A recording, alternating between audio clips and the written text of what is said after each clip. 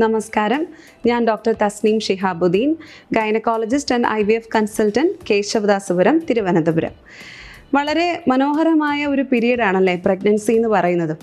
മനുഷ്യരാശി ഉണ്ടായ കാലം ഗർഭവും പ്രസവവും എല്ലാം. എന്നാലും ഇന്നത്തെ കാലത്തും ആർക്കും അതുമായിട്ട് ബന്ധപ്പെട്ടുള്ള സംശയങ്ങൾ തീരുന്നില്ല.